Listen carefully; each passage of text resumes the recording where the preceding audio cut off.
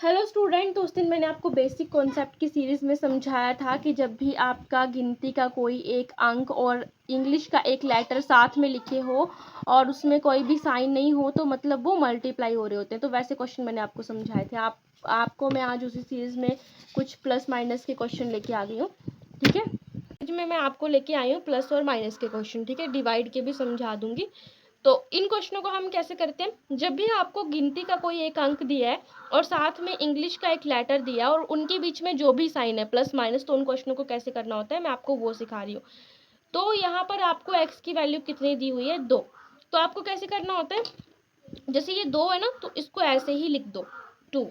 कौन सा साइन है, प्लस, तो यहाँ पे आपको क्या करना है, प्लस का साइन है तो प्लस ही लिखो। यहाँ पे क्या है, एक्स, तो अब आप यहाँ पे एक्स ही नहीं उतारोगे, अब आप यहाँ पे उतारोगे उसकी वैल्यू कितनी आप वो लिखोगे। तो कितनी वैल्यू है, 2। अब 2 + 2 आपके कितने होते हैं, 4। तो ये आपका क्वेश्चन जो है वो इस तरह से सोल्व हो गया। ठीक है, अब हम नेक्स्ट क्वेश्चन करते हैं। नेक्स्ट क्वेश्चन कैसे करेंगे, 4 आप ऐसे ही उतार लो। ठीक है, और ये उसके बाद जो साइन है उसको उतारो। उसके बाद x है तो x की वैल्यू कितनी है आपके पास, 4। तो 4 लिखो। अब 4 - 4 कितने होते हैं, 0। अब कुछ बच्चे बोलेंगे कि मैं एरो क्यों लगा रही हूँ, क्योंकि जो छोटे बच्चे होते हैं ना वो गलतियां करते हैं, इसलिए एरो के थ्रू पढ़ा रही हूँ कि पहले पहली चीज जो होती है उसको उतारो, फिर दूसरी चीज को उतारो, फिर तीसरी चीज को उतारो। अगर आप ऐसे सीरियल वाइज एरो एरो के साथ चलते हो तो थोड़े चांसेस कम हो जाते हैं गलतियां करने के। अब जो है वो बेसिक कॉन्सेप्ट में आपका अगला है। आपको मैंने उस दिन जो है मल्टीप्लाई वाले क्वेश्चन भी समझा दिए थे, पर मैं आपको एक बार रिमाइंड करवा देती हूँ। जब भी आपको ऐसी चीज़ लिखी हुई आए, इसमें ना तो प्लस का साइन आपको मिले ना तो आपको माइनस का साइन मिले, मतलब नेगेटिव का, तो उस क्वेश्चन को हम कैसे करते हैं। यहाँ पे लेट सपोज आपको एक्स की वैल्यू दे रखी है 4। ठीक है, तो इस क्वेश्चन को हम कैसे करते हैं मैंने उस दिन भी बताया था। जब इन दोनों में से कोई भी मतलब कोई भी इनमें साइन नहीं होता, ना प्लस का ना माइनस का, तो उस केस में ये दोनों आपस में हो रहे होते हैं मल्टीप्लाई। ठीक है, मल्टीप्लाई। तो अब आप क्या करोगे, 4 को उतारोगे ऐसे ही, उसके बाद कौन सा साइन है आपके पास, मल्टीप्लाई का, मल्टीप्लाई उतारोगे। उसके बाद आपके पास x की वैल्यू कितनी है, 4। तो आप 4 उतारोगे तो 4 × 4 कितने हो जाते हैं, 16। ठीक है, ये वाले क्वेश्चन भी आपके सॉल्व हो गए। अब मैं आपको इसमें नेक्स्ट एक क्वेश्चन बताती हूँ डिवाइड वाला।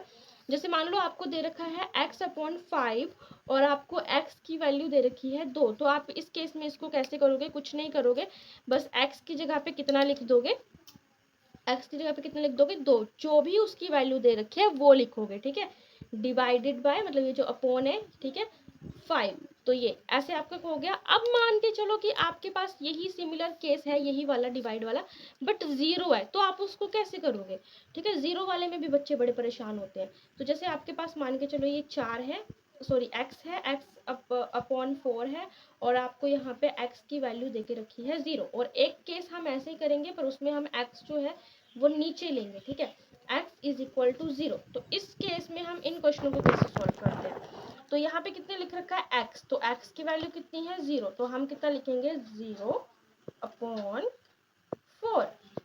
ठीक है, और इस केस में 4/x, तो x की वैल्यू कितनी है, 0। अब अगर आपको कोई इनको करने को बोला, दो डिफरेंट केस है, एक में 0 ऊपर है और एक में 0 आपकी हर की जगह बैठी है, मतलब नीचे है। तो आप इसको कैसे करोगे, जब 0 ऊपर होती है, ठीक है, और कोई भी अंक नीचे होता है, तो उस केस में आपका जो है आंसर 0 ही आता है। और जब आपकी 0 नीचे होती है और ऊपर कोई भी शब्द होता है, तो वो आपकी कंडीशन हो जाती है अनडिफाइंड कंडीशन, वो आपकी रहती है अनडिफाइंड कंडीशन। ठीक है, और ये यहाँ पे 0 कैसे आया, 0 ऐसा है जो नीचे होता है ना उसको हम बाहर लिखते हैं, जो ऊपर होता है उसको हम अंदर लिखते हैं। अब 4 को आप, मतलब 4 के पहाड़े में 0 कहाँ पे आती है, ऑफ कोर्स यहाँ ही आती है, 0 पे ही आती है। ठीक है, तो ये आप यहाँ पे लिखते हो, ये आप यहाँ पे लिखते हो, और आपका क्वेश्चन मतलब आंसर भी आपका रिमाइंडर क्या आ गया, शेषफल क्या आ गया, कुछ भी नहीं, 0 ही आया। ठीक है, तो उस हिसाब से ये देखो यहाँ पे 0 आ गई ना, तो इसलिए ये 0। तो ये केस आपने स्पेशली याद रखना है। ये वाले आई होप आपको समझ आ गए होंगे, और इनको भी आपने याद रखना है। बच्चे मैक्सिमम यही गलतियाँ करते हैं। आपको वीडियो अच्छी लगी हो तो प्लीज़ इसको जो है वो लाइक कर देना, चैनल सब्सक्राइब कर देना। मैं आगे भी आपके लिए ऐसी बेसिक कॉन्सेप्ट लेके आऊँगी जो आपको मैथ में जो है वो ज़्यादा नंबर दिलाने में हेल्प करेंगे, क्योंकि मैथ में छोटी छोटी गलतियाँ होती हैं और फिर हमारा पूरा क्वेश्चन गलत हो जाता है। तो हम बेसिक कॉन्सेप्ट अगर क्लियर कर ले तो फिर चांसेस है कि आप अच्छे मार्क्स लेके आओगे। Okay bye.